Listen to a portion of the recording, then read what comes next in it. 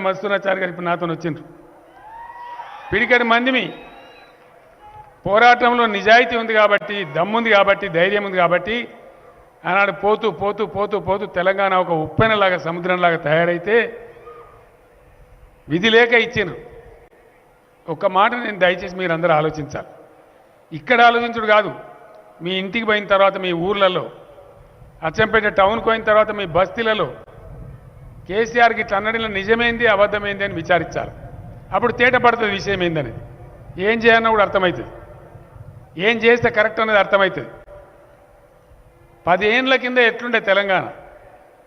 Current లేదు, మంచినీళ్ళు లేవు, వలస బతుకులు, సాగునీళ్ళు లేవు, కరెంటు రాదు, వస్తే దేవుందా, పటాకులు కాలినట్టు మోటార్లు కాలుడు, ట్రాన్స్ఫార్మర్లు కాలుడు.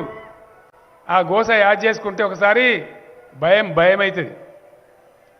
మోటార్ కాలింది అనగా, ట్రాన్స్ఫారం కాలిందని బాయికి 2000 తీయండి, బస్సులు చేయండి, ట్రాక్టర్లో పెట్టుకొని పోతే వాని దయ. అంత గోస అనుభవించింది తెలంగాణ. ఇవాళ ఎక్కడికి వచ్చింది?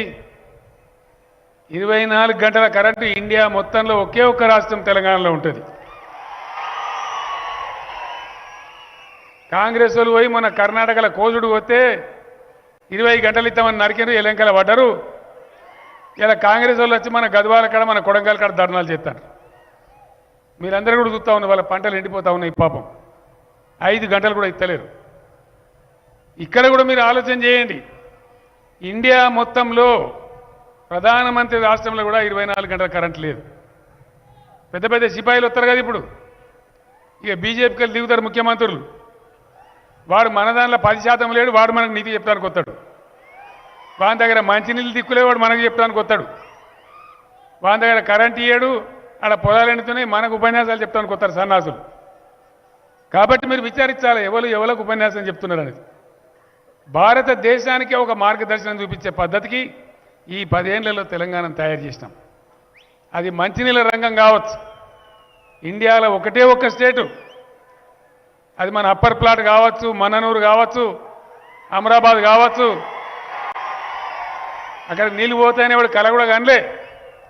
నాకు కూడా చెప్పిన అధికారులు 680 మీటర్ల ఎత్తున్నది సార్, 680 ఉండని 1200 నీళ్ళు పోవాలి బిడ్డ, లేకపోతే చంపేస్తా అని చెప్పిన నేను. పోయినాయి. ఇవాళ ఇక్కడనే కాదు, ఆదిలాబాదు గోండుగూడాలలో, కోయగూడాలలో, లంబాడి తండాలలో ప్రతి ఇంట్లో ఎవరి ఇంటి ముందర వాళ్ళకు నల్లబెట్టి నీళ్ళు ఇచ్చే ఒక్కటే ఒక్క రాష్ట్రం తెలంగాణ. వాటికనే అవుతుందా? ఇవి నరికితే అవుతా? అది నువ్వు కొడంగల్కి వస్తావా, కొడవలు పట్టుకొని వస్తావా? కేసీఆర్ దమ్ము సంగతి ఇప్పుడు ఇండియా అంతా చూసే, నువ్వు చూడన్నా, నేను చూడన్నా. కేసీఆర్ దమ్మెందుకు? ఎదురుగున్నదంతా కేసీఆర్ దమ్ము కాదు ఇది. ఈ దమ్ము గిట్ట గట్టిగా బయలుదేరితే దుమ్ములు ఇవ్వది, లేవ్వాలి. నవంబర్, దయచేసి నేను ఒకటే మాట చెప్తున్నా, నవంబర్ 30 తేదీ నాడు దుమ్ము రేగాలి. మళ్ళా బ్రహ్మాండమైన మేయాడుతో బాలరాజు గెలిచి రావాలి. మీ అందరికి మనం చేస్తా ఉన్నాం. ఉంటాయి, మనిషి అన్నప్పుడు మంచో చెడనో కొద్దిగా అంత ఉంటుంది. తిట్టేటోడు ఉంటాడు, ఎక్కిరిచేటోడు ఉంటాడు. నువ్వు ఏం చేసినా కూడా ఇప్పుడు సాయ పోసినామనుకో, కోపులో పోసి తక్కువ సాసరేది, నేను వెడ్డంలో కనబడుతున్నా, నాకు కాంతాన్ని తక్కువనా? నేను కోపు సాసరి ఇచ్చినామనుకో, నేను మోటు పాత మనుషులే కనబడుతున్నా, నాకు కప్పులు ఇస్తే సరిపోదా? తిట్టదాల్చుకున్నాడు, ఇట్లా తిరుగుతాడు, అట్లా తిరుగుతాడు. వాడు ఎప్పటికి ఉండే ఉంటాడు.